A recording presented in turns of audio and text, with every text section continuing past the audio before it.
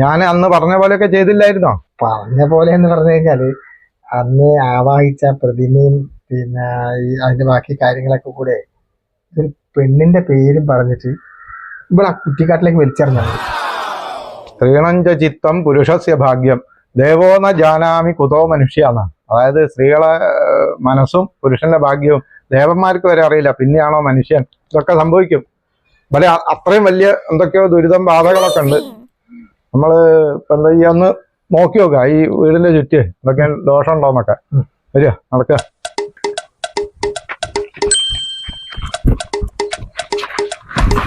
സുഹിത്ത നിക്ക് നിക്ക് നിക്ക്.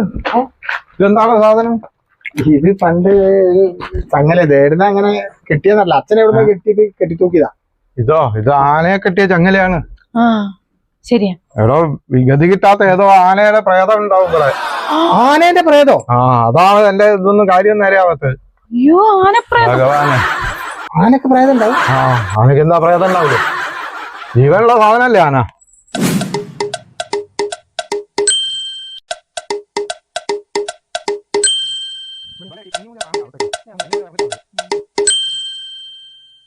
ആരാ അതിനൊക്കെ കുറ്റിയരിച്ചെന്ന്?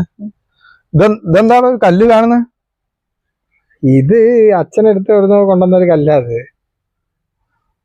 ഇത് സാധാരണ നല്ലതായിട്ട് തോന്നുന്നില്ല. എന്തോ ഗുളികനോ അങ്ങനെ എന്തോ ആണോ?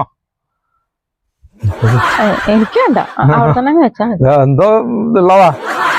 അതൊക്കെ നമുക്ക് പിന്നെ വിശദമായിട്ട് പിന്നെ പരിശോധിക്കാം. അപ്പൊ അത് സൂക്ഷിച്ചോളൂ. നമുക്ക് ഈ പറഞ്ഞ കാര്യങ്ങളും പൂജയൊക്കെ കൂടെ നമുക്ക് അടുത്ത ദിവസം തന്നെ നോക്കാം. ശരിയാക്കണം, ഇല്ലെങ്കിലൊക്കെ വിഷമാവും. ശരിയാവുമായിരിക്കും. എനിക്ക് ഇന്ന് വൈകുന്നേരം വേറൊരു പൂജ ഉണ്ട്. അപ്പം ഇവിടെ ഇരിക്കാനും ചായ കുടിക്കാനും സമയമില്ല. പോവാണ്. ഈ ഒരു സാധനം ഞാൻ കൊണ്ടുവന്നിട്ടുണ്ട്. എനിക്ക് വളരെ ഐശ്വര്യമുള്ള സാധനം. അതാ വാങ്ങിക്കോളൂ. ധനലക്ഷ്മിയാണ് ഇതിൽ മുഴുവൻ പണാ. നല്ല എല്ലാ സാമ്പത്തികമായ എല്ലാ ബാധ്യതകളൊക്കെ തീരും. അതല്ലേ? വെച്ച് ഉപാസിച്ചോളൂ.